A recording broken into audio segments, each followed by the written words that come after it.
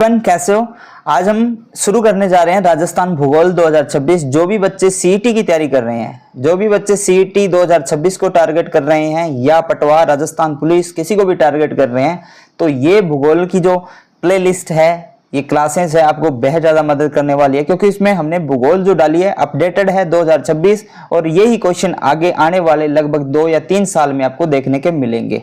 अभी तक आप जो भूगोल देख रहे हो वो ओल्ड वर्जन है, उसके अंदर बहुत सारा डेटा जो है कि अभी न्यू अपडेट हो चुका है, तो ये जो भूगोल है वो रहेगी अपडेटेड वर्जन, इसमें सारा डेटा हमने अपडेट किया है। तो आज हम फर्स्ट चैप्टर कर रहे हैं जिसमें राजस्थान का सामान्य परिचय होता है, वो हम शुरू कर रहे हैं। राजस्थान का जो सामान्य परिचय है, तो शुरू करते हैं। आपको साथ साथ में नोट्स बनाना है, नोट्स बना के आपको चलना है, राइट। अब देखो, ये है राजस्थान। राजस्थान आपने देखा है, राजस्थान के अंदर टोटल जो जिले हैं वो कितने हैं, टोटल जिले कितने हैं भाई राजस्थान के अंदर, बताया कौन बताएगा मुझे कि टोटल जिले कितने हैं। अभी फिलहाल ही में हाल ही के अंदर जो राजस्थान के अंदर जिले हैं कितने हैं, कौन बताएगा। तो हाल ही में जो राजस्थान में जिले हैं वो है 41 जिले। कितने जिले हैं, 41 जिले हैं, और आपके पास 7 संभाग है। कितने संभाग है, 7 संभाग है, 41 जिले और 7 संभाग। इसकी पूरी हिस्ट्री जानेंगे कि कहां से क्या कितना बदलाव हुआ है, सारा का सारा हम इसमें जान लेंगे, पूरा का पूरा, ठीक है। तो चलते हैं आगे, नेक्स्ट। देखो, राजस्थान का जो सामान्य परिचय है वो देखो। ऋग्वेद में राजस्थान को क्या कहा गया था। ऋग्वेद, वेदों के बारे में आप जानते हो, हमारे प्राचीन जो धर्म ग्रंथ है, तो उसमें राजस्थान को जो नाम दिया गया था वो था ब्रह्मव्रत। क्या नाम दिया था, ब्रह्मव्रत, ब्रह्म यानी ब्रह्मा से, और आर्यव्रत हमारे भारत को नाम दिया था। तो ब्रह्मा का जो नाम है उसी में बदलाव करके ऋग्वेद में नाम दिया गया था राजस्थान को ब्रह्मव्रत, यानी ब्रह्मा का पूरा क्षेत्र, ब्रह्मा का पूरा क्षेत्र जो ब्रह्मव्रत के नाम से जाना जाता है, राइट। राजस्थान को प्राचीन ब्रह्मव्रत के नाम से जाना जाता था। 1 नंबर का क्वेश्चन आ सकता है, बेहद ज्यादा इंपॉर्टेंट है, साथ साथ में नोट्स बनाते जाना। रामायण में वाल्मीकि जी ने क्या कहा था, तो है मरुकांतार। क्या नाम दिया था, मरुकांतार। रामायण में, रामायण के अंदर भी राजस्थान का जिक्र मिलता है, लेकिन राजस्थान में इसको राजस्थान नाम नहीं बल्कि इसको बोलते हैं मरुकांतार। और मरुकांतार कहां कहा जाता था, रामायण में वाल्मीकि जी ने, किसने, वाल्मीकि जी ने नाम दिया था, ये ध्यान रख लेना। आगे चलते हैं, नेक्स्ट। देखो, कर्नल जेम्स टोड का नाम तो आपने सुना ही होगा। कर्नल जेम्स टोड ने 1829 में राजस्थान के इतिहास का जो पितामह है, इसे कर्नल जेम्स टोड को घोड़े वाला बाबा भी कहते हैं। कर्नल जेम्स टोड को घोड़े वाला बाबा भी कहते हैं। उन्होंने अपनी जो पुस्तक थी annuls and antiquities of Rajasthan, annuls and antiquities of Rajasthan में क्या नाम दिया, राजस्थान किस नाम का उपयोग किया गया, तो वो सारे के सारे नाम हम जानेंगे। तो 3 नाम उन्होंने दिए थे। कर्नल जेम्स टोड ने राजस्थान के 3 नाम दिए हैं अपनी पुस्तक में। कौन सी पुस्तक है, पुस्तक का नाम याद रखना है, कर्नल जेम्स टोड की पुस्तक है annuls and antiquities of Rajasthan, annuls and antiquities of Rajasthan. इसमें उन्होंने राजस्थान को 3 नाम दिए गए हैं। कौन कौन से हैं वो अपन आगे जानेंगे। और ये याद रखना है कि कर्नल जेम्स टोड को क्या कहते हैं, घोड़े वाले बाबा के नाम से भी जानते हैं। क्वेश्चन आ सकता है कि घोड़े वाले बाबा के नाम से किसे जानते हैं, तो आंसर हो जाएगा कर्नल जेम्स टोड। क्या, कर्नल जेम्स टोड। सन याद रखना कोई जरूरी नहीं है इतना, लेकिन आप याद रख लेना, बहुत ज्यादा जरूर, मतलब आपके बेसिक के लिए। लेकिन सन से बहुत कम क्वेश्चन देखने को मिलते हैं, लेकिन ये आपको पता होना चाहिए घोड़े वाले बाबा के नाम से किसे जाना जाता है, तो कर्नल जेम्स टोड। चलते हैं भाई, वो 3 नाम कौन कौन से हैं वो जानते हैं। देखो, जॉर्ज थॉमस ने 1800 ईस्वी में सबसे पहले राजपुताना शब्द का प्रयोग किया। अब ये 1 नंबर का क्वेश्चन बन सकता है कि राजपुताना शब्द का प्रयोग कौन से सन में किया गया था और किसके द्वारा किया गया था, तो जॉर्ज थॉमस के द्वारा किया गया था 1800 में। 1 नाम तो दिया था राजपुताना, क्या नाम दिया था, 3 नाम दिए थे ना, 1 नाम दिया था राजपुताना, जो कि 1800 में उपयोग में लिया था। और कर्नल जेम्स टोड था, उन्होंने अपनी बुक में इसको क्या क्या नाम दिया, देखो जो 3 नाम दिए थे वो था, एक है रायथान, दूसरा है रजवाड़ा और तीसरा है राजस्थान। ये इंपॉर्टेंट याद है कि जो जॉर्ज थॉमस है उन्होंने क्या नाम दिया है, राजपुताना नाम दिया है। कर्नल जो जॉर्ज थॉमस है, उन्होंने नाम क्या दिया गया, राजपुताना शब्द का प्रयोग किया राजस्थान के लिए, राजपुताना। और कर्नल जेम्स टोड ने जो 3 नाम दिए थे, पहला तो है रायथान, दूसरा है रजवाड़ा और तीसरा है राजस्थान। इसको याद रखना, सिंपल सी बात है, R³ याद रख लो। कर्नल जेम्स टोड R³ ऐसे याद रख लो। R³ यानी R for Raithan, R for Rajwada, R for Rajasthan, R² या आप 3R भी बोल दो, इसको कोई दिक्कत नहीं है, याद रख ले, रखने में क्या होगी, आसानी होगी। कर्नल जेम्स टोड ने क्या नाम दिए, तीनों नाम याद रखना, रायथान, रजवाड़ा और राजस्थान। चलते आगे। अब देखो विलियम फ्रैंकलिन जो अपनी एक पुस्तक लिखते हैं जिसका नाम है military memoirs of mister George Thomas. अब ये जॉर्ज थॉमस की पुस्तक है जो कि बाद में प्रकाशित हुई थी। और किसने प्रकाशित किया था इसको, विलियम फ्रैंकलिन ने। कब, 1805 में, 1805 में।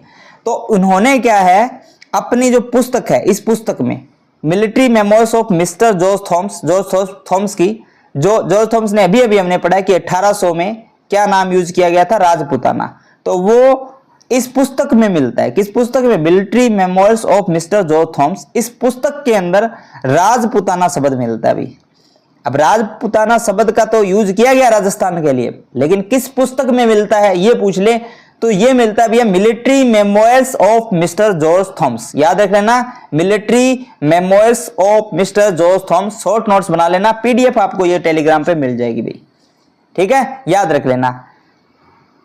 अब देखो 1800 में तो ये वर्ड यूज किया गया था, लेकिन ये पुस्तक प्रकाशित कब हुई थी, तो ये यूज हुई थी 1805 में, यानी 5 साल बाद में। कब, 5 साल बाद में इस पुस्तक में जिक्र मिलता है।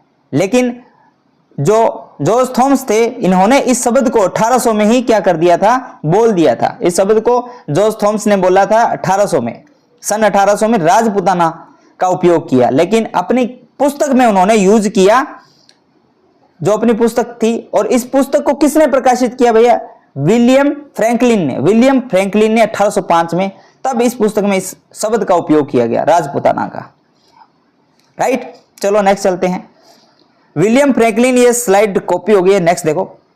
अब देखो हमारे प्राचीन जो शिलालेख मिलते हैं। अब जो शिलालेख होते हैं वो क्या होते हैं बेटा, शिलालेख होते हैं जो हमारे प्राचीन मंदिर है, प्राचीन जो मंदिर है या प्राचीन जो धरोहर है, आपके गढ़ है, वहां पे क्या है, बहुत बड़ी बड़ी जो शिलाएं होती है, उस पे खोद के, उस पत्थरों को खोद के उकेर के उस पे क्या है, लेख लिख दिए जाते थे। उस पे क्या लिख दिए जाते थे, लेख लिख दिए जाते हैं। उसको हम बोलते हैं शिलालेख। शिलालेख मतलब बड़ी बड़ी शिलाओं पर छीनी हथौड़े से क्या किया जाता है, लेख लिखे जाते हैं। प्राचीन काल में ऐसा ही काम किया जाता था, राइट, तो उसे बोलते थे शिलालेख। अब जो बसंतगढ़ का शिलालेख है, जो कब मिला था, बसंतगढ़ का शिलालेख लिखा गया था 682 ईस्वी में। कब, 682 ईस्वी में, जो कि कहां पर है, सिरोही जिले में। कौन से जिले में, सिरोही जिले में। और कौन सा मंदिर है भाई, खीमल माता का मंदिर। याद रख लेना, खीमल माता के मंदिर के इस शिलालेख में राजस्थान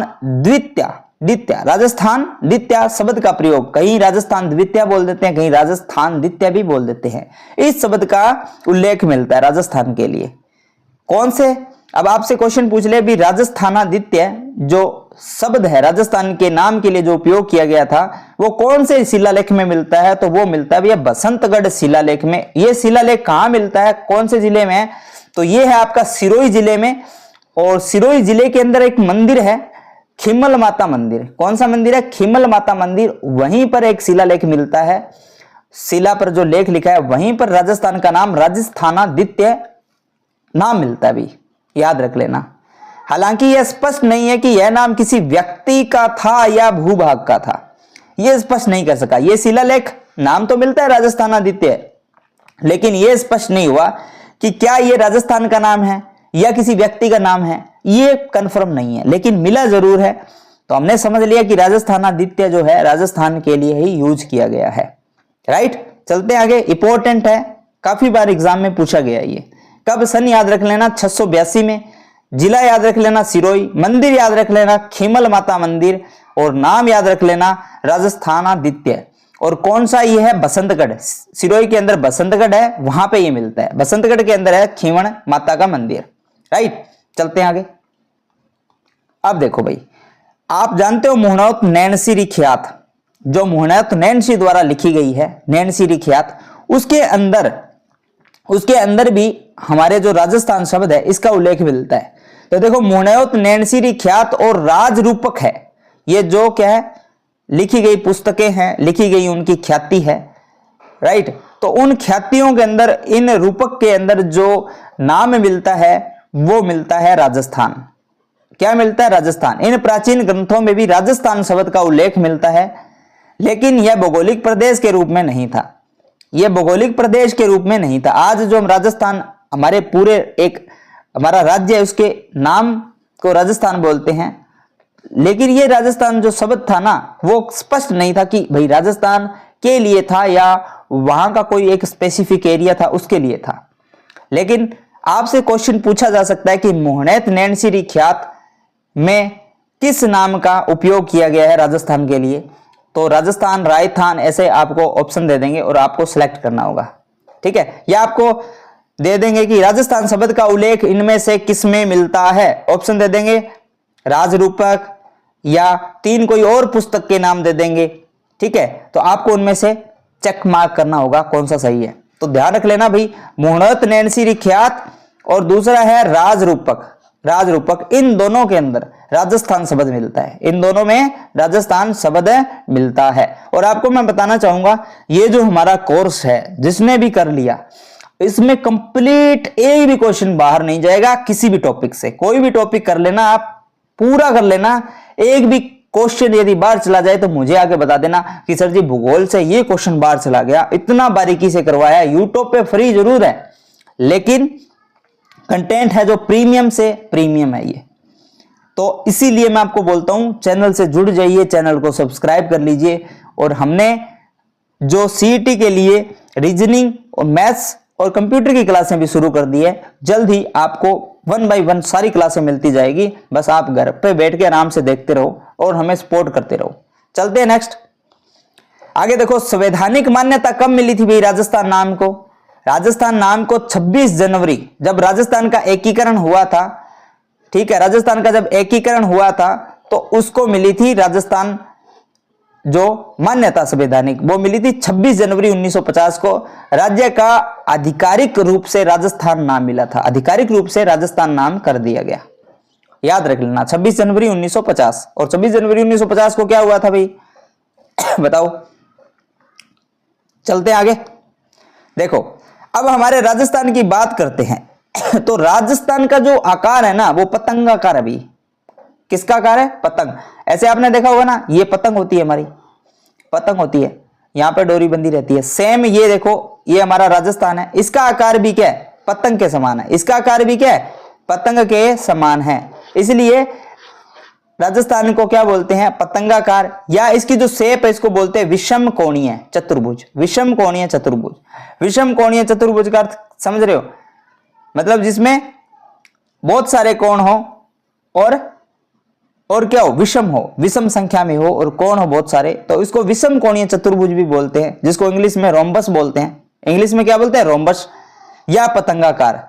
अब ये नाम किसने बोला था भैया? ये पतंगाकार, इस शेप के बारे में किसने बोला था? तो नाम याद रख लेना भाई, टी.एच. हैंडले ने। टी.एच. हैंडले ने बोला था कि राजस्थान आपका जो दिखने में पतंगाकार है, विषम कोणीय है।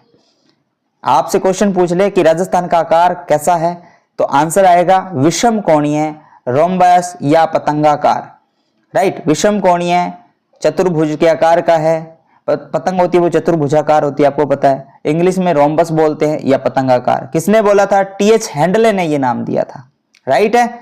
बिल्कुल आसान है। चलते हैं आगे नेक्स्ट। अब देखो भाई, क्षेत्रफल की बात कर लेते हैं कि राजस्थान कितना बड़ा है।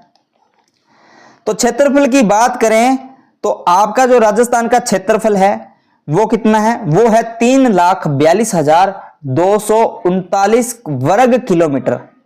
इतने वर्ग किलोमीटर के अंदर ये फैला हुआ है। और हमारे पूरे भारत का कितना प्रतिशत भाग है ये? तो हमारे भारत का 10.41% भाग है ना। जैसे हमारा ये भारत, मैं बनाता हूं भारत का, जैसे ये, ठीक है। तो ये पूरा अपना जो भारत है, राइट, ये अपना जो पूरा भारत है, राइट, इस भारत में जो पश्चिम दिशा है, पश्चिम के अंदर हमारा ये राजस्थान स्थित है। और ये पूरे भारत का, यानी पूरे इस भारत का लगभग 10.41% भाग घेर लेता है। मतलब इतनी जमीन राजस्थान के पास है, पूरे भारत की 10.41% जमीन है ना, वो राजस्थान के पास है। और राजस्थान कौन सी दिशा में है भाई? पश्चिम दिशा में। कौन सी दिशा में है? पश्चिम में। भारत के पश्चिम में स्थित है, भारत के पश्चिम में स्थित है। समझ आया? भारत के कौन से, कहां पर स्थित है? पश्चिम में स्थित है। और देखो, और देश में भारत के कुल क्षेत्रफल का 10.41% है और देश में क्षेत्रफल की दृष्टि से पहला स्थान है। क्षेत्रफल की दृष्टि से सबसे बड़ा राज्य है और देश में इसका प्रथम स्थान है। अब बात करते हैं अभी वर्ग मील में। कई बार आपको क्वेश्चन पूछ ले ऑप्शन में, ये 3,42,239 वर्ग किलोमीटर न देके आपको ये दे दे 1,32,139 वर्ग मील। याद रख लेना दोनों में क्या है, हिंट याद रख लेना, दोनों में पीछे क्या 39 है, दोनों में 39 है।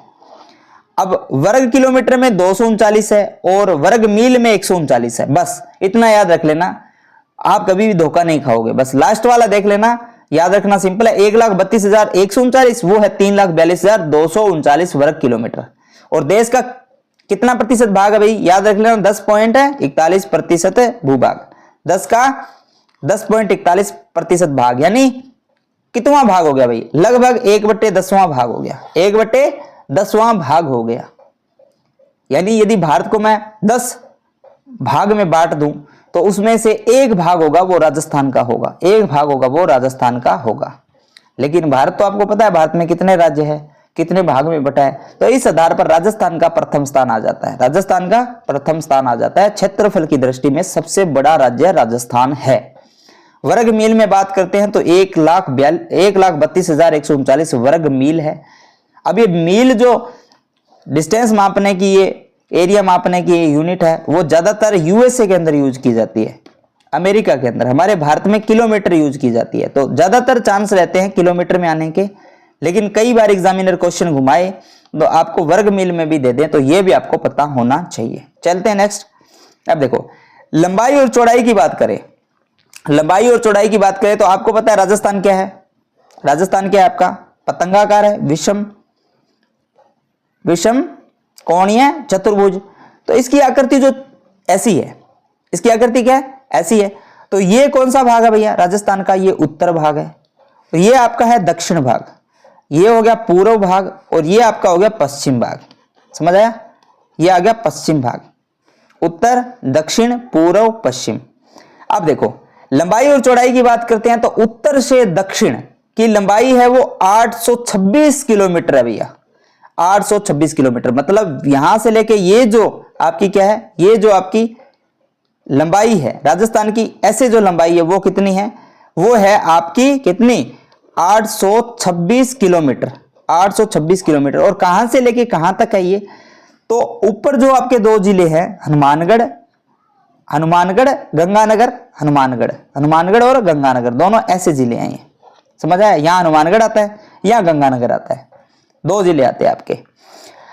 तो उत्तर के अंदर एक गांव है जिसका नाम है कोणागाम। कौन सा गांव है? कोणागाम। ये गांव पड़ता है आपका गंगानगर में। कहां पड़ता है? गंगानगर के। यहां से लेके दक्षिण के अंदर कौन सा जिला है भैया? बांसवाड़ा। कौन सा जिला है? बांसवाड़ा। और बांसवाड़ा में एक गांव है जिसका नाम है बोरकुंड गांव। कौन सा गांव? बोरकुंड गांव। अब ये दूरी मापी गई है कोणा गांव से लेके बांसवाड़ा के बोरकुंड तक। कौन सा गांव है? बोरकुंड। और बोरकुंड तक ये जो दूरी है वो है 826 किलोमीटर। आपको पूछ ले कि लंबाई बताओ राजस्थान की उत्तर से दक्षिण, और आपको बोल दे कि भैया दक्षिण में कौन सा गांव है, तो आप बोल दो कि बोरकुंड गांव है। आपसे पूछ ले उत्तर में कौन सा गांव है, तो कोणा गांव है। और कोणा गांव और बोरकुंड के बीच की दूरी कितनी है, तो बता देना 826 किलोमीटर। याद होना चाहिए, याद है होना चाहिए।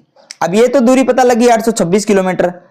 अब ये भी दूरी पता करनी पड़ेगी आपको, पश्चिम और पूर्व की दूरी कितनी है। और आपको बता दूं उत्तर और दक्षिण, राजस्थान चौड़ा ज्यादा है भाई, राजस्थान ऐसे चौड़ाई में ज्यादा है और लंबाई में कम है। राजस्थान क्या है? चौड़ाई में ज्यादा है, सबसे ज्यादा है, लेकिन लंबाई में राजस्थान कम है। चौड़ाई में कितना है वो देखते हैं। देखो 826 याद रख लेना भाई। कहां से है? गंगानगर के कोणा गांव से बोरकुंड गांव तक।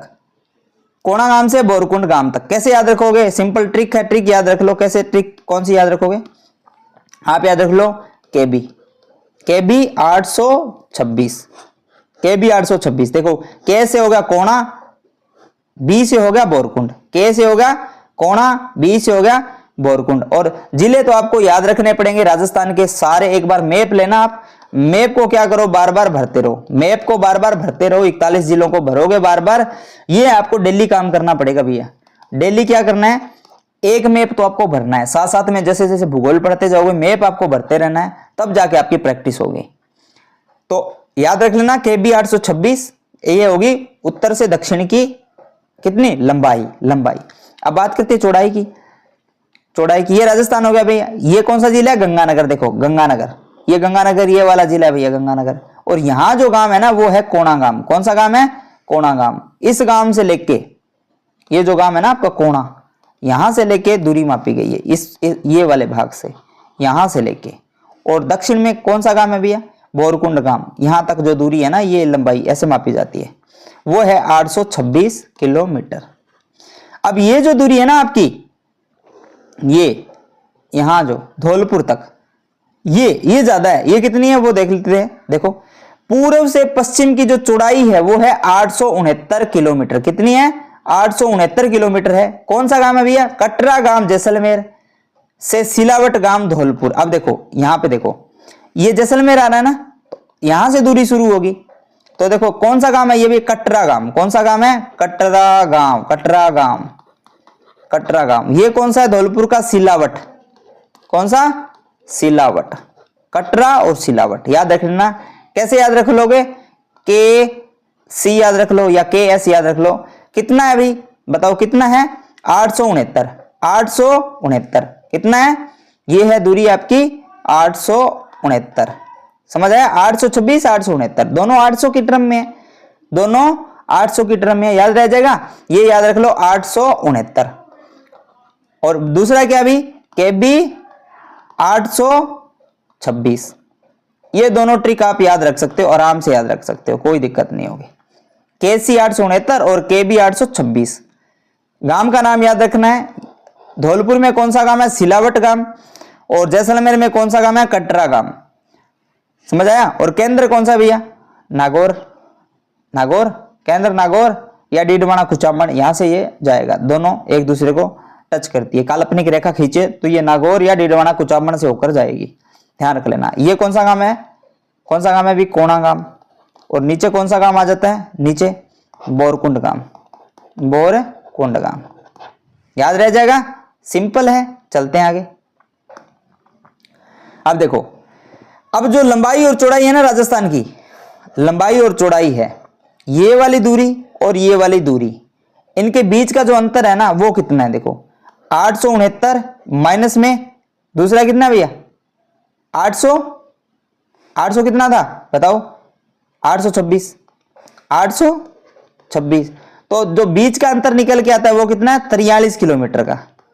यानी लंबाई और चौड़ाई में जो फर्क है ना वो 43 किलोमीटर का है। लंबाई और चौड़ाई में जो फर्क है ना राजस्थान में वो है 43 किलोमीटर का। दोनों के बीच का अंतर कितना है? 43 किलोमीटर का। याद रखना है, बेहद बार एग्जाम में पूछा जाता है कि राजस्थान में लंबाई और चौड़ाई के अंदर जो किलोमीटर में दूरी में जो अंतर है वो कितना है। याद रख लेना है कितना भी? 43 किलोमीटर। 43 किलोमीटर कितना है? 43 किलोमीटर। चलते हैं आगे। आओ भाई, अब देखो छोटा कर लेता हूं मैं इसको थोड़ा।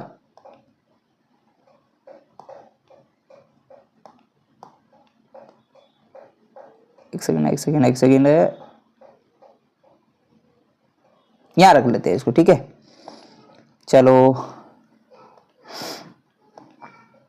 अब देखो, अब अक्षांशीय और देशांतर जो स्थिति है वो क्या है, वो राजस्थान की आप जान लो।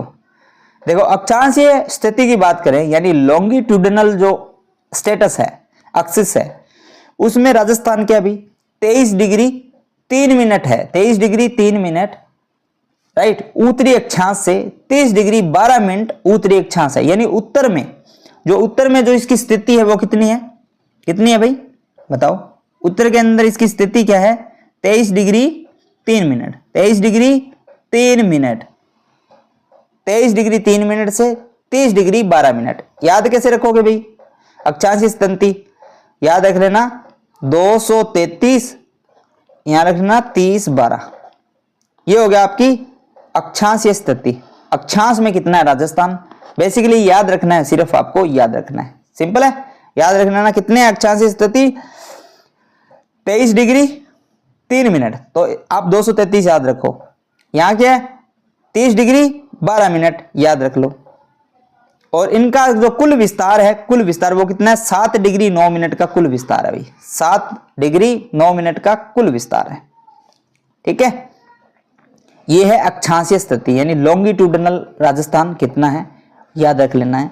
अब बोलते हैं कि देशांतरीय स्थिति कौन सी है। देशांतर, अक्षांश जानते हो, देशांतर जानते हो।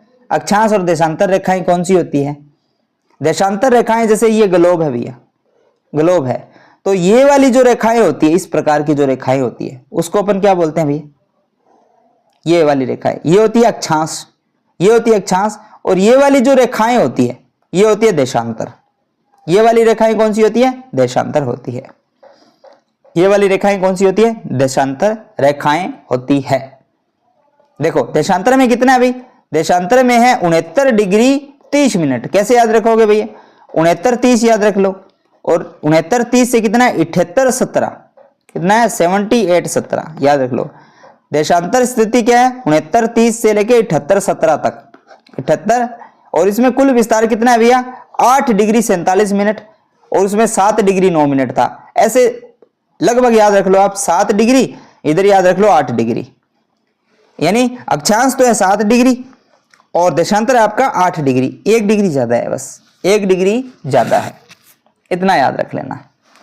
अब बात करते हैं अभी राजस्थान की स्थिति ग्लोब के अंदर कैसी है। ग्लोब के अंदर जो राजस्थान की स्थिति कहां पर है वो चीज अपन जान लेते हैं। याद हो गया? साथ साथ में नोट्स बना लेना, बाकी आपको मैं ये पीडीएफ दे दूंगा, याद हो जाएगा आपको। चलते हैं नेक्स्ट। हाँ भैया इसको छोटा कर लेते हैं भाई। चलो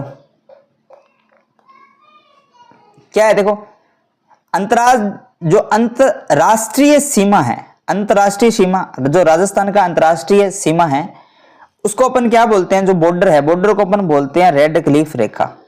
और राजस्थान की बॉर्डर सिर्फ और सिर्फ कौन से देश के साथ में लगती है भाई?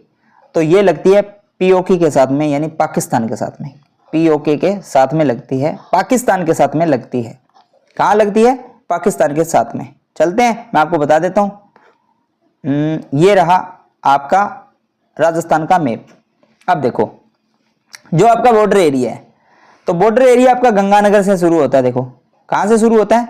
गंगानगर से। और कहां तक जाता है वो देखो, आपका गंगानगर से शुरू हुआ बॉर्डर एरिया, और बीकानेर भी लगता है, जैसलमेर भी लगता है, जैसलमेर के बाद में बाड़मेर लगता है, और बाड़मेर और कुछ जालोर का हिस्सा, और ये सिरोही के कुछ एक भाग तक लगता है। यानी 4 जिले ये आपके लगते हैं बॉर्डर के अंदर, 4 जिले आपके बॉर्डर के अंदर लगते हैं भाई।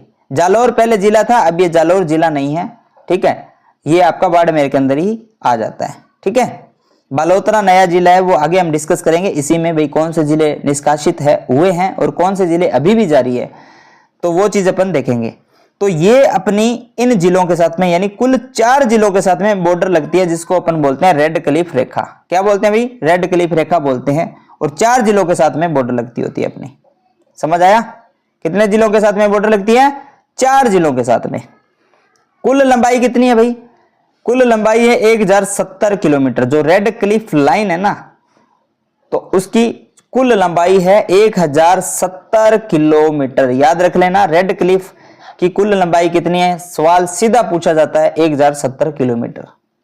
अब देखो ये अंतरराष्ट्रीय सीमा है, यानी एक राष्ट्र के साथ में लगी गई सीमा, एक राष्ट्र यानी देश के साथ में लगी हुई सीमा, उसको बोलते हैं अंतरराष्ट्रीय। अंतरराज्यीय सीमा कौन सी होती है? जो एक दूसरे राज्य के साथ में जो सीमा लगती है उसको बोलते हैं अंतरराज्यीय सीमा। याद रख लेना।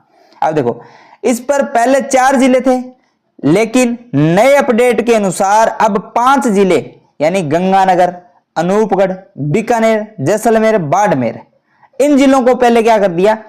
जैसे अनूपगढ़ बनाया ना, अनूपगढ़ कहां से अलग किया गया? गंगानगर से अनूपगढ़ को अलग किया और एक नया जिला बनाया। इसकी हिस्ट्री हम आगे इसी वीडियो के अंदर देखेंगे। अनूपगढ़ को बनाया, लेकिन बाद में क्या हुआ? बाद में जब वापस से डेटा अपडेट हुआ तो अनूपपुर को वापस से गंगानगर के अंदर मिला दिया। तो अब फिर पुण्य कितने जिले लगते हैं अंतरराष्ट्रीय सीमा पर? तो 4 जिले ही लगते हैं, और वो पहले वाले जिले कौन से? गंगानगर, बीकानेर, जैसलमेर और बाड़मेर। कौन कौन से जिले हैं? गंगानगर, कौन से हैं? G for Ganganagar, B for Bikaner, J for Jaisalmer और बी फॉर बाड़मेर। याद रखना, जेबी, याद रखना ना, जीबी, ये आपके जिले हैं जो अंतरराष्ट्रीय सीमा पर लगते हैं, और उस अंतरराष्ट्रीय सीमा को नाम दिया गया रेड क्लिफ लाइन, और इसकी कुल लंबाई है भैया 1070 किलोमीटर, 1070 किलोमीटर। और दिशा कौन सी है भैया? राजस्थान में कौन सी दिशा में है ये? पश्चिम दिशा में। कौन सी दिशा में है? पश्चिम दिशा में। रेड क्लिफ जो लाइन है राजस्थान के कौन से डायरेक्शन में है? तो ये पश्चिम में लगती है, मरुस्थल वाले भाग में। पश्चिम में जो मरुस्थल है ना, वहां पे लगती है पश्चिम का मरुस्थल। कौन सा है? पश्चिम का मरुस्थल।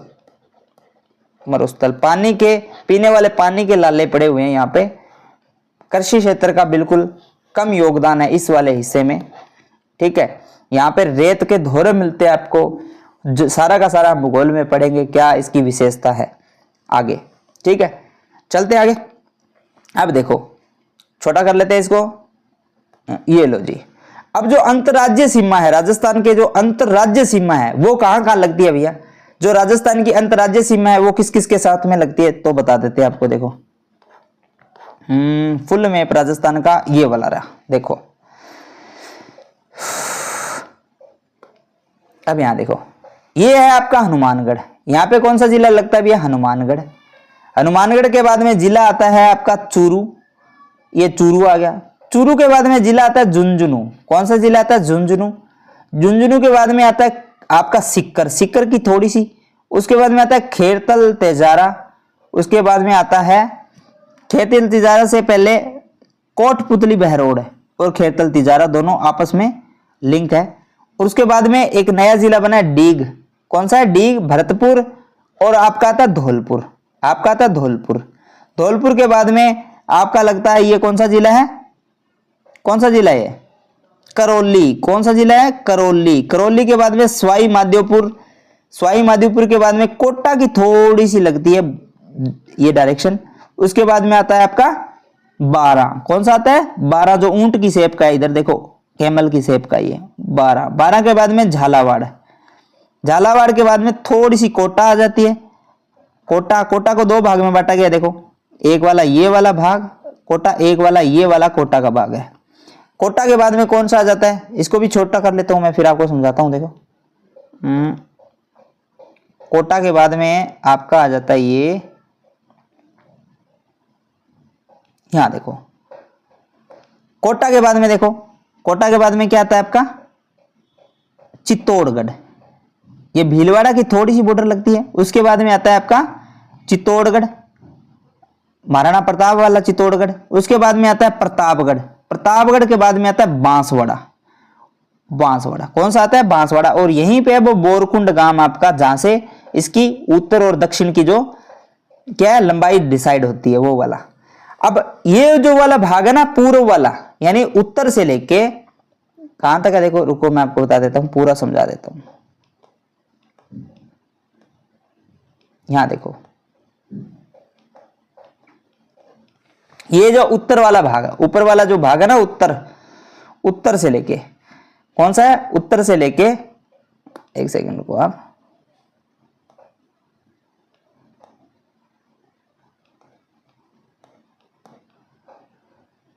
इसको एडजस्ट करना पड़ेगा भाई। हाँ अब ठीक है। देखो ये वाला जो है, ये जो उत्तर वाला भाग है ना, उत्तर से लेके ये उत्तर है, उसके बाद में ये पूर्व है, और ये है आपका दक्षिण। तो जो अंतरराज्य सीमा लगती है ना, अंतरराज्य सीमा, वो कहां लगती है भैया? उत्तर में। उत्तर के बाद में पूर्व में, पूर्व के बाद में दक्षिण में। यानी उत्तर, पूर्व और दक्षिण वाला जो भाग है ना, वो जो सीमा बनाता है वो बनाता है अंतरराज्य सीमा। कौन सी सीमा बनाता है भैया? अंतरराज्य सीमा। अब अंतरराज्य सीमा किस किस के साथ में बनाता है? तो बनाता है पंजाब के साथ में, हरियाणा के साथ में, हरियाणा के बाद में गुजरात के साथ में भी बनाता है, गुजरात के साथ और मध्य प्रदेश के साथ में। ठीक है, ये जो जिले हैं मध्य प्रदेश, गुजरात, उसके बाद में उत्तर प्रदेश के साथ में, हरियाणा के साथ में और पंजाब के साथ में, आपका इन 5 जो ये जिले राज्य हैं इनके साथ में बनाए जाते हैं, ये अंतरराज्य सीमा बनाते हैं। देखो कहां कहां है, देखो 5 है ना, ये देखो पहला बनाता है, सबसे कम जो सीमा बनती है वो बनती है पंजाब के साथ में, सबसे कम सीमा बनती है पंजाब के साथ में राजस्थान की, पूर्व के अंदर, उत्तर पूर्व के अंदर। जैसे ये विषम कोणीय चतुर्भुज है ना, ये पूर्व दिशा है, तो ये वाला जो भाग है ना गंगानगर हनुमानगढ़ वाला, गंगानगर हनुमानगढ़ वाला जो भाग है, यहां जो सीमा लगती है गंगानगर के साथ में और हनुमानगढ़ के साथ में जो सीमा लगती है वो पंजाब की लगती है। कौन कौन से जिले हैं इसमें, पंजाब की बॉर्डर कौन कौन से 2 जिलों के साथ में लगती है राजस्थान के, तो एक तो है गंगानगर और दूसरा क्या है हनुमानगढ़। दूसरा कौन सा है, हनुमानगढ़, दूसरा हनुमानगढ़ है। ठीक है, दूसरा है हनुमानगढ़, इसके साथ में लगती है हरियाणा के साथ में। और उसके बाद में देखो नीचे जो बॉर्डर लगेगी बाद में, पूर्व की तरफ आ जाओ, पूर्व की तरफ आ जाओ, ऊपर से ऐसे पूर्व की तरफ, तो बाद में आता है हरियाणा। हरियाणा के साथ में लगभग 1262 किलोमीटर की सीमा लगती है राजस्थान की, 1262 किलोमीटर की सीमा लगती है। उसके बाद में शुरू हो जाता है उत्तर प्रदेश, उसके बाद में उत्तर प्रदेश शुरू हो जाता है, यानी सपोज करो यहां तक लग गया हरियाणा की सीमा, ऊपर पंजाब, ये पंजाब, उसके बाद में हरियाणा, नीचे फिर आ जाता है उत्तर प्रदेश। उत्तर प्रदेश के बाद में आ जाता है आपका मध्य प्रदेश की बॉर्डर, और मध्य प्रदेश यहां दक्षिण में जब खत्म हो जाता है तो दक्षिण के बाद में इस वाले भाग में शुरू हो जाता है आपका गुजरात। कौन सा हो जाता है, गुजरात। और मध्य प्रदेश है ना, जो मध्य प्रदेश ये वाला जो भाग है पूर्व से लेकर दक्षिण तक, ये जो मध्य प्रदेश में जो बॉर्डर लगती है, ये राजस्थान में सबसे ज्यादा बॉर्डर लगती है, सबसे लंबा भूभाग है ये। कितने किलोमीटर की बॉर्डर लगती है मध्य प्रदेश के साथ में, 1600 किलोमीटर की बॉर्डर लगती है, सबसे ज्यादा। राजस्थान अंतरराज्य सीमा किसी दूसरे राज्य के साथ में बनाता है तो वो सबसे बड़ा राज्य है मध्य प्रदेश, और 1600 किलोमीटर की बॉर्डर तय करता है भैया। 1600 किलोमीटर, डायरेक्शन कौन सी है भैया, पूर्व से लेकर दक्षिण तक, ये दक्षिण है, पूर्व दक्षिण में, पूर्व दक्षिण के अंदर मध्य प्रदेश के साथ में 1600 किलोमीटर की बॉर्डर बनाई जाती है राजस्थान के द्वारा, अंतरराज्यीय सीमा जो कि है 1600 किलोमीटर। फिर शुरू हो जाता है दक्षिण के बाद में, दक्षिण से चलो आप कहां, कौन सी डायरेक्शन में, पश्चिम की तरफ, मरुस्थल की तरफ, पश्चिम की तरफ। जब आप पश्चिम की तरफ चलते हो, राइट, एक बार फिर से बना लेता हूं मैं इसको, देखो अभी आपका दक्षिण हो गया, ये हो गया पश्चिम। ठीक है, जब आप दक्षिण से पश्चिम की तरफ चलते हो तो ये जो बॉर्डर लगती है ना यहां पे, वो लगती है गुजरात की। कौन सी, गुजरात की बॉर्डर लगती है, और गुजरात की जो बॉर्डर लगती है वो है 1022 किलोमीटर। कितनी है भाई, 1022 किलोमीटर गुजरात के साथ में बॉर्डर लगते हैं। ये सभी आपको याद होनी चाहिए, सारा डेटा आपको याद होना चाहिए। सबसे कम किसके साथ में बनाता है ये तो आपको पता होना चाहिए 110%। सबसे कम बॉर्डर लगती है अंतरराज्यीय तो वो लगती है पंजाब के साथ में, और सबसे अधिक लगती है मध्य प्रदेश के साथ में। कितनी लगती है, सबसे कम लगती है 89 किलोमीटर ओनली, और मध्य प्रदेश के साथ में लगती है 1600 किलोमीटर, जो कि सबसे ज्यादा है। बाकी हरियाणा, उत्तर प्रदेश और ये गुजरात है, इसके बारे में भी आपको पता होना चाहिए। कुल अंतरराज्यीय जो सीमा लगती है राजस्थान की, वो उसकी लंबाई कितनी है, कुल सबको जोड़ दो तो हो जाता है 4850 किलोमीटर। कितना, 4850 जो किलोमीटर है वो कुल अंतरराज्यीय सीमा है। कहां से लेके, उत्तर से लेके पश्चिम तक, उत्तर फिर पूर्व फिर दक्षिण फिर पश्चिम, उत्तर से लेके दक्षिण यानी पश्चिम तक। और यहां से आपको पता है जहां अंतरराज्यीय सीमा शुरू होती है गुजरात से, उसके बाद में आपकी उत्तर की तरफ चलते हो तो ये रेड क्लिफ लाइन लगती है, और वो कितनी है भाई, 1070 किलोमीटर ना, ये लगती है रेड क्लिफ लाइन। ये पूरा आपको कंफर्म पता होना चाहिए। मैप आप डाउनलोड कर लो, कहीं से भी आपको मिल जाएगा, वहां पे कंफर्म होगा। बाकी ये पीपीटी आपको मिल जाएगी, साथ साथ में नोट्स बनाते रहो शॉर्ट, ठीक है, तभी आप कंफर्म याद रख पाओगे। चलते हैं आगे। अब बात करें राजस्थान में कर्क रेखा। यहां से क्वेश्चन हर बार हर एग्जाम में पूछा जाता है भी राजस्थान में जो कर्क रेखा है वो कहां से गुजरती है, और कर्क रेखा कहां पर सीधी, जो सूर्य का जो प्रकाश है वो कर्क रेखा में, कहां पर सीधा पड़ता है, कहां क्या है, तो सारा कुछ इसमें जानेंगे। देखो कर्क रेखा की स्थिति जान लेते हैं। देखो कर्क रेखा की जो कुल लंबाई है ना राजस्थान में, अनुमानित है भैया, फिक्स नहीं है, फिक्स नहीं है, अनुमानित, एक अनुमान लगाया गया है कि राजस्थान में जो कर्क रेखा की लंबाई है वो 26 किलोमीटर है। कितनी है? 26 किलोमीटर है, अप्रोक्सीमेट लंबाई है ये भाई। ये राजस्थान है तो कर्क रेखा जैसे यहां से जाती है कर्क रेखा, ठीक है, बांसवाड़ा से ये जाती है, ठीक है, डूंगरपुर और बांसवाड़ा से गुजरती है, तो इसकी जो अनुमानित लागत जो लंबाई है ना वो मानी गई है कि 26 किलोमीटर है। कितनी है? 26 किलोमीटर। और कर्क रेखा कोई एक लाइन खींची हुई नहीं है, ये काल्पनिक लाइन होती है। कर्क रेखा क्या होती है? काल्पनिक लाइन होती है, कल्पना करके मानी जाती है भाई, ऐसी एक कुछ लाइन है, कल्पना से मानी गई लाइन है। कोई ऐसा नहीं है कि भाई राजस्थान में ऐसे कोई लाइन खींची गई हो और वो गुजर रही हो बॉर्डर की तरह, ऐसा कुछ नहीं है, काल्पनिक लाइन होती है। माना गया है कि राजस्थान में कर्क रेखा की अनुमानित लंबाई कितनी है? 26 किलोमीटर है। क्वेश्चन आ सकता है, याद रख लेना, अनुमानित लंबाई 26 किलोमीटर है। चलते हैं आगे, देखो क्या है।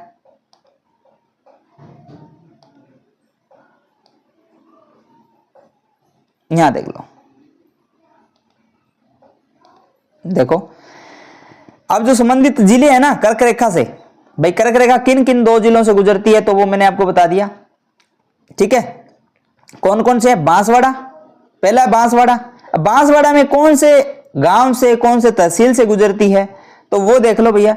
बांसवाड़ा जिला से जो कर्क रेखा गुजरती है वो एकदम बांसवाड़ा के मध्य से गुजरती है, बिल्कुल लगभग मध्य से गुजरती है। जैसे ये सपोज करो ये बांसवाड़ा है और कर्क रेखा बिल्कुल यहां मध्य से गुजरती है भैया, ये बांसवाड़ा के बिल्कुल मध्य से गुजरती है। और जो मध्य से गुजरती है तो यहाँ पे एक तहसील है जिसका नाम है कुशलगढ़ तहसील। कौन सी तहसील से गुजरती है? तो जो कुशलगढ़ तहसील है वहां से ये कर्क रेखा सीधी गुजरती है, कुशलगढ़ तहसील से सीधी गुजरती है, बांसवाड़ा की कुशलगढ़ तहसील से गुजरती है कर्क रेखा।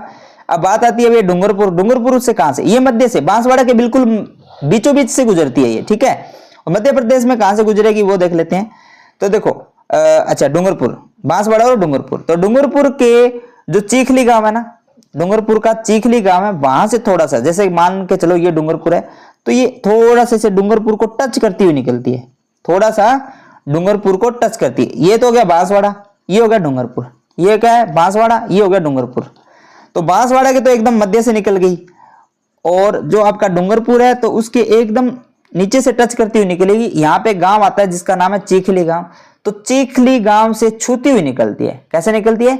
चीखली गांव से छूती हुई बिल्कुल निकलती है ये, तो डूंगरपुर के बीच से नहीं जाती, एकदम छूते हुए, टच करते हुए, स्पर्श करते हुए जा रही है, ये स्पर्श करते हुए जा रही है, चीखली गांव को स्पर्श करते हुए। ये कौन सा गांव है भैया? बीच वाला, सेंटर वाला गांव। बांसवाड़ा का कौन सा गांव है? बीच वाला, सेंटर वाला। सीता कौन सा?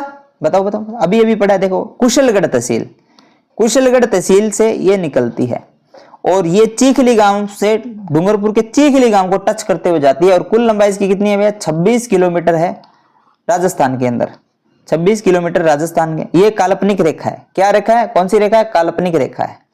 और इसकी अक्षांश की बात करूं तो ये है 23 डिग्री 3 मिनट, 23 डिग्री 3 मिनट है, ठीक है। ये 23 डिग्री 3 मिनट का कोण बनाती है भैया। चलते हैं आगे। अब देखो माही नदी की बात करते हैं। देखो कर्क रेखा और माही नदी के बीच में क्या संबंध है? देखो एक हमारी जो माही नदी है, माही नदी कहां से निकलती है? ये मध्य प्रदेश से निकलती है, मेहंद झील से। कहां से? मेहंद झील से निकलती है, मध्य प्रदेश से। माही नदी है ना, जो माही नदी राजस्थान की और भारत की एकमात्र ऐसी नदी है, भारत की भी है और राजस्थान की भी है, जो कर्क रेखा को ना 2 बार काटती है। कर्क रेखा जैसे सपोज करो, कैसे समझोगे? ऐसे समझो, देखो जैसे कि हमारा ये राजस्थान है, ये हमारा राजस्थान है, तो राजस्थान के ऐसे ये जा रही है कर्क रेखा। कौन सी जा रही है? कर्क रेखा। और आपकी जो माही नदी है ना, माही नदी ऐसे निकलती है राजस्थान में, यानी कहां से निकलती है? ये मध्य प्रदेश से। मध्य प्रदेश से निकलती इन राज्यों में जाके वापस क्या दक्षिण में चली जाती है, वापस दक्षिण में चली जाती है, वापस है दक्षिण में चली जाती है आपकी माही नदी, इस तरीके से। तो ये उल्टा यू बनाती है। एक तो याद रखो कि माही नदी उल्टा यू बनाती है। क्या बनाती है? उल्टा यू बनाती है, उल्टा यू बनाती है। दूसरा याद रखो कि कर्क रेखा को 2 बार काटती है। कर्क रेखा को क्या करती है? 2 बार काटती है, 2 बार काटती है। माही नदी के बारे में यह ध्यान रखो। कहां से निकलती है? मेहंद झील मध्य प्रदेश से निकलती है। मेहंद झील मध्य प्रदेश से निकलती है आपकी माही नदी। और इसी नदी पर कौन सा बांध बना हुआ है? माही बजाज सागर।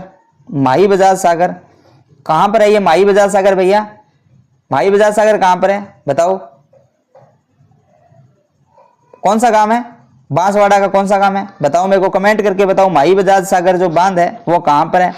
माही नदी पर है ये, ठीक है। और सोम, माही और जो जाखम नदी का जो संगम है, सोम, माही और ये जाखम नदी, ये जो संगम है इस नवाटपुरा गांव में, बांसवाड़ा का जो नवाटपुरा गांव है, यहां पे लगता है आदिवासियों का कुंभ। क्या लगता है? आदिवासियों का कुंभ, जिसे 100 द्वीपों का शहर भी कहते हैं। नवाटपुरा गांव को क्या बोलते हैं? 100 द्वीपों का शहर। क्या बोलते हैं? 100 द्वीपों का शहर। समझ आया? तो हमें तो बेसिकली ये हम आगे पढ़ेंगे नदियों वाले चैप्टर के अंदर, लेकिन आपको इस चैप्टर से जुड़ा हुआ है तो थोड़ा मैंने आपको बता दिया। ये उल्टा यू बनाती है माही नदी, कर्क रेखा को 2 बार काटती है, ये इतना याद होना चाहिए आपको। माही नदी क्या करती है? भारत की भी और राजस्थान की भी एक ऐसी नदी है जो कर्क रेखा को 2 बार काटती है। यह दक्षिण से प्रवेश करके वापस दक्षिण की ओर मुड़ जाती है। देखो हमने अभी सीखा ना, देखो दक्षिण से निकल रही है ये पूर्व और ये दक्षिण। ये दक्षिण से भाग से निकल रही है, यानी पूर्व दक्षिण से निकल रही है, यानी दक्षिण से निकल रही है और दक्षिण में वापस प्रवेश कर रही है, उल्टा यू बना रही है।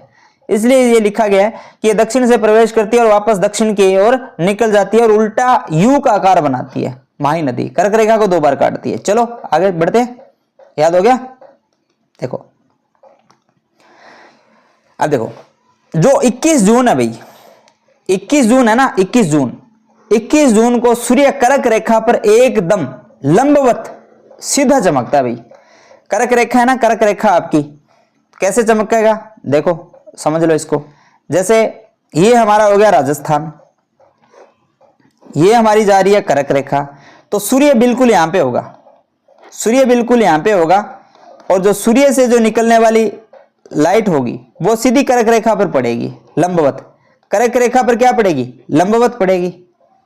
कर्क रेखा पर क्या पड़ेगी? लंबवत। ये पैरेलल है तो लंबवत कैसे होगी भाई? लंबवत कैसे होगी? जब सूर्य इस कंडीशन में होगा, जब सूर्य इस कंडीशन में होगा तो कर्क रेखा, जैसे सूर्य यहां पे कहां पर आ जाता है भाई? ये कौन सी डायरेक्शन है? ये तो है पूर्व, ये पश्चिम, पूरा समझ लो पश्चिम, और ये है आपकी उत्तर, और ये आपका दक्षिण। अब लंबवत पड़ना मतलब इस पे 90 डिग्री का कोण बनाना। जब सूर्य यहां होगा, जब सूर्य यहां होगा तभी तो ये एकदम इस पे 90 डिग्री का कोण बनाएगा, सूर्य एकदम 90 डिग्री का कोण बनाएगा। यानी 21 जो जून है आपकी, 21 जून, उस दिन क्या होता है? सबसे भयंकर गर्मी होती है भाई। 21 जून को सबसे भयंकर गर्मी होती है। क्या होती है? सबसे भयंकर गर्मी। इस दिन सबसे बड़ा दिन होता है 21 जून को। क्या है? जो आपकी सूर्य की जो किरणें हैं वो कर्क रेखा पर, कर्क रेखा पर सीधी पड़ती है, एकदम सीधी पड़ती है, लंबवत पड़ती है, 90 डिग्री का कोण बनाती है। इसलिए इस दिन को सबसे बड़ा दिन बोला जाता है और सबसे ज्यादा गर्मी वाला दिन होता है, सबसे ज्यादा भयंकर गर्मी पड़ती है और सूर्य एकदम ऊपर होता है। जैसे ये कोई इंसान है, ये कोई इंसान है, सूर्य इसके एकदम छत पे होगा, सिर पे होगा, तो क्या होगा? छाया कहां बनेगी? बनेगी ही नहीं, एकदम पैरों में बनेगी, मतलब छाया बनेगी नहीं। तो इस दिन को क्या बोलते हैं? नो शैडो डे बोलते हैं या नो शैडो जोन बोलते हैं। यानी छाया नहीं बनेगी, बिल्कुल भी छाया गायब हो जाएगी। छाया जब सूर्य पीछे होता है तो छाया आगे की तरफ होती है, आप धूप में चल के देख लेना, छाया आगे आगे चलेगी। जब सूर्य एकदम सर के ऊपर आ जाता है ना तो छाया एकदम पैरों में बनना शुरू हो जाती है। और जब सीधा एकदम 90 डिग्री कोण पे होता है, सूरज की जो लाइट होती है वो यदि सीधी पड़ती है तो क्या होता है? तो आपकी जो छाया होती है ना वो बनती नहीं है, छाया नहीं बनेगी उस दिन। 21 जून को छाया नहीं बनेगी। नो शैडो जोन वाला डे बोलते हैं उसको, नो शैडो जोन वाला डे बोलते हैं, याद रख लेना 21 जून। और दूसरा क्या है? देखो दूसरा क्या है? इसी कारण 21 जून राजस्थान और पूरे उत्तरी गोलार्ध का सबसे बड़ा दिन माना जाता है। उत्तरी गोलार्ध का सबसे बड़ा दिन माना जाता है। उत्तरी गोलार्ध का क्या माना जाता है? सबसे बड़ा दिन। अब यह राजस्थान की स्थिति है कैसे गोलार्ध में, तो वो देख लो। गोलार्ध में जो राजस्थान की स्थिति है वो कैसी है, तो ये है आपका गोलार्ध, ये आपका गोलार्ध। इसको मैं बांट लेता हूं 4 भागों में। ये वाला है उत्तर, ये है आपका पूर्व, ये है आपका दक्षिण, ये है आपका पश्चिम, राइट। ये 4 डायरेक्शन है। तो हमारा जो राजस्थान है ना वो उत्तर और पूर्व में है। कहां है, उत्तर और पूर्व में स्थित है। ये हमारा राजस्थान है। गोलार्ध के अंदर हमारे देश राजस्थान की जो स्थिति है ना वो उत्तर पूर्व है, उत्तर पूर्व है। तो भारत में कैसी स्थिति होगी, जब भारत का कौन सा, राजस्थान भारत का कौन सा हिस्सा भी, पूर्व या पश्चिम वाला हिस्सा है, तो राजस्थान का पश्चिम में भारत, जो भारत है, भारत के पश्चिम में राजस्थान है। तो देखो इस यहां से भारत बनाओ तो जो भारत की स्थिति होगी वो कैसी होगी, भारत कुछ इस तरीके से स्थित होगा, पश्चिम में राजस्थान हो गया। तो गोलार्ध के अंदर जो राजस्थान की स्थिति है वो क्या है, उत्तर पूर्व, उत्तर पूर्व। गोलार्ध में उत्तर पूर्व भाग में स्थित है। गोलार्ध के उत्तर पूर्व भाग में भारत भी स्थित है और राजस्थान भी स्थित है। समझ आ गया, आसान है।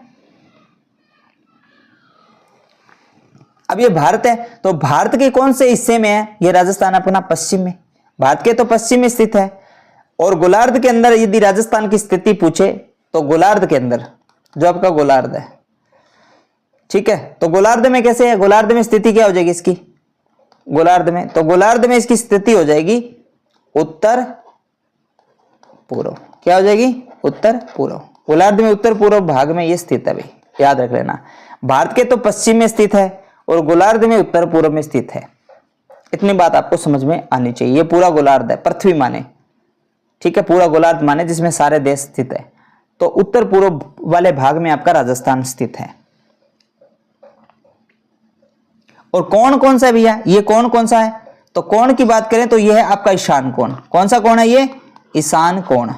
ईशान कोण कौन सा कोण है, ईशान कोण में स्थित है भैया। कौन से कोण में स्थित है, ये ईशान कोण के अंदर स्थित है।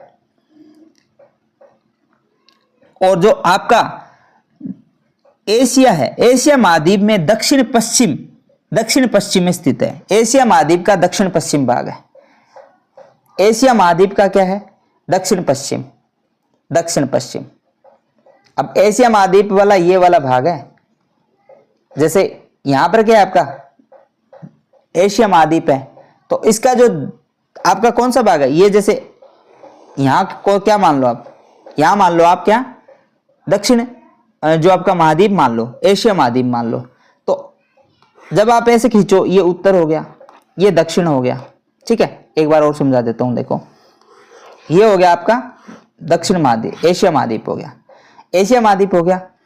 तो एशिया महाद्वीप का आपको पता है कि एशिया महाद्वीप के कौन से वाले भाग में है, तो एशिया महाद्वीप के ये वाला जो भाग है, ये वाला जो भाग है ना, ये दक्षिण मान लो, ये दक्षिण मान लो, और ये मान लो पश्चिम, दक्षिण मान लो, पश्चिम मान लो।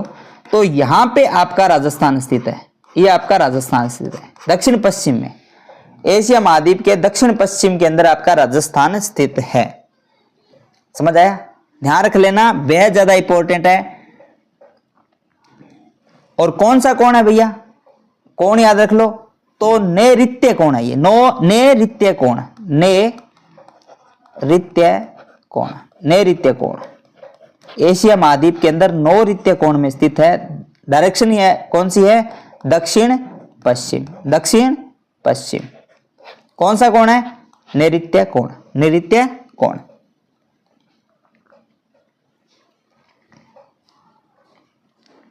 आगे चलते हैं।